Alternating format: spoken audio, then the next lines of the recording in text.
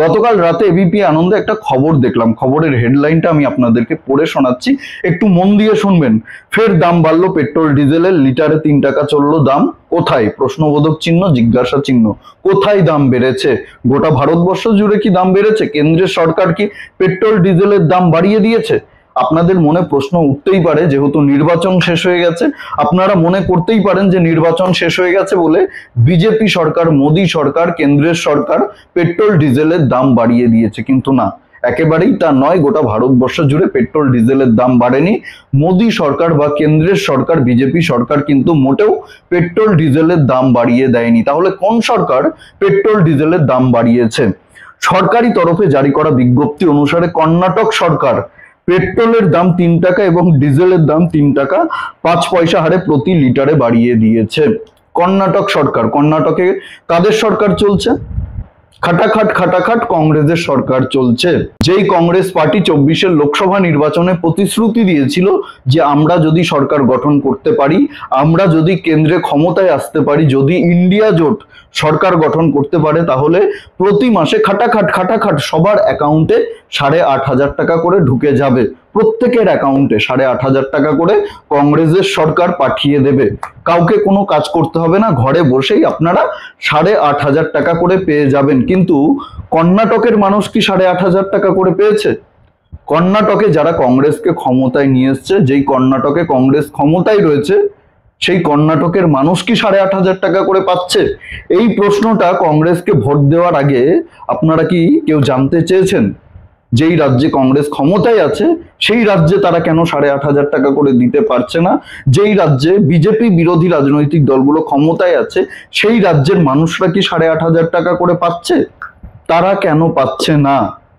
যদি তারা নিজেদের রাজ্যের মানুষকে খাটাখাট টাকা না দিতে পারে অ্যাকাউন্টে 8,500 টাকা করে, তাহলে কেন্দ্রে ক্ষমতায় এসে তারা কিভাবে টাকা দেবে?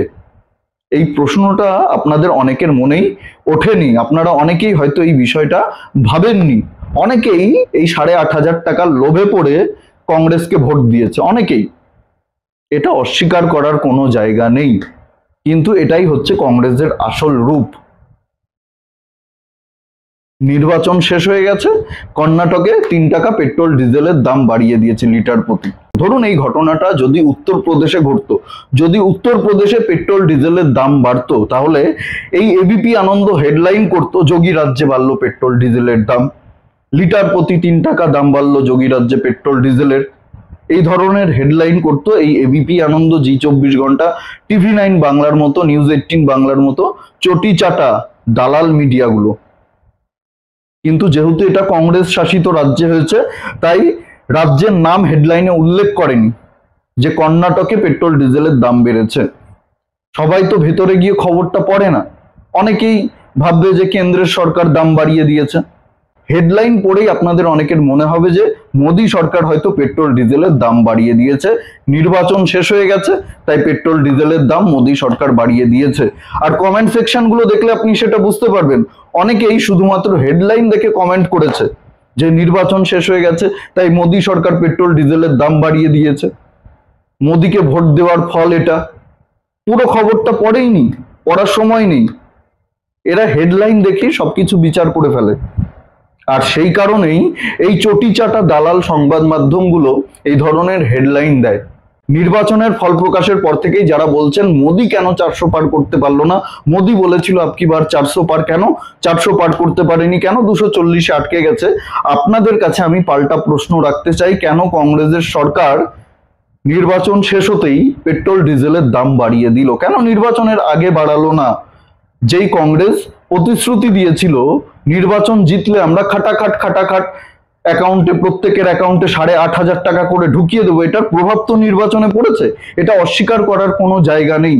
অনেক গরিব মানুষ রয়েছেন, দরিদ্র মানুষ রয়েছেন, যারা 8,500 টাকা পাওয়ার লোভেই কংগ্রেসকে ভোট দিয়েছে, বিজেপিকে ভোট দেয়নি। বিজেপির ভোটার ছিল তারা, কিন্তু তারা বিজেপিকে ভোট দেয়নি। তারা ভেবেছে কংগ্রেস ক্ষমতায় আসলে আমরা 8,500 টাকা করে প্রতি মাসে পাবো। 8,500 টাকা কিন্তু কম নয়, মোটেও কম নয়। প্রতি মাসে 8,500 টাকা কম নয়। একজন সিকিউরিটি গার্ড 8,000 টাকা বেতন পায়, 12 ঘন্টা ডিউটি করে। 8,500 টাকা মোটেও কম নয়। যখন দরিদ্র মানুষেরা শুনেছে কংগ্রেস, সেটা বিচার করার ক্ষমতা তো তাদের নেই। আদৌ কংগ্রেস কি এটা করবে কি করবে না সেটা বিচার করার ক্ষমতা তো তাদের মধ্যে নেই। যেখানে কংগ্রেস ক্ষমতায় আছে, যে রাজ্যগুলোতে ক্ষমতায় আছে, সেখানে কি কংগ্রেস খাটাখাট অ্যাকাউন্টে টাকা ঢুকিয়েছে? ঢোকায়নি। এটা বোঝার ক্ষমতা তো সাধারণ মানুষের নেই। তারা লোভে পড়ে কংগ্রেসকে ভোট দিয়েছে। সেই জন্যই বিজেপির আসন কমেছে, বিজেপির ভোট কমেছে। যারা 2014-তে বিজেপিকে ভোট দিয়েছিল, যারা 2019-এ বিজেপিকে ভোট দিয়েছিল, তাদের মধ্যে অনেকেই এই 8,500 টাকার লোভে বিজেপিকে এবার ভোট দেয়নি। তারা ভেবেছে কংগ্রেসকে ক্ষমতায় নিয়ে আসি, কংগ্রেস ক্ষমতায় আসলেই খাটাখাট অ্যাকাউন্টে আমাদের 8,500 টাকা করে ঢুকে যাবে। কিন্তু কংগ্রেস মানুষের সঙ্গে, ভারতবর্ষের মানুষের সঙ্গে প্রতারণা করেছে।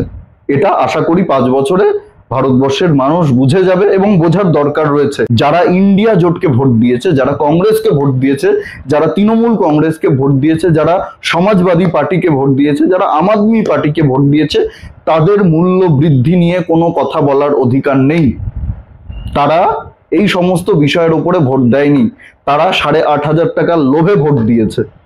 তাই জিনিসপত্রের দাম যদি বাড়ে, পেট্রোল ডিজেলের দাম যদি বাড়ে এবং তাদেরকে যদি সাফার করতে হয়, তাহলে সেটা ভালো, আমি বলবো ভালো। আপনাদের কি মতামত এই বিষয়ে অবশ্যই কমেন্টে জানাবেন। ভিডিওটি ভালো লাগলে প্রচুর পরিমাণে শেয়ার করবেন, লাইক করবেন। আর জাগরণ বাংলা ইউটিউব চ্যানেলে নতুন হলে আমাদের চ্যানেলটি সাবস্ক্রাইব করে পাশে থাকবেন, পাশের বেল আইকনটি প্রেস করে দেবেন। আমাদের প্রতিটি ভিডিওর নোটিফিকেশন আপনার কাছে সবার আগে পৌঁছে যাবে। সবাই খুব ভালো থাকুন, সুস্থ থাকুন, আশেপাশের সবার খেয়াল রাখুন। জয় হিন্দ, বন্দে মাতরম, ভারত মাতা কি জয়।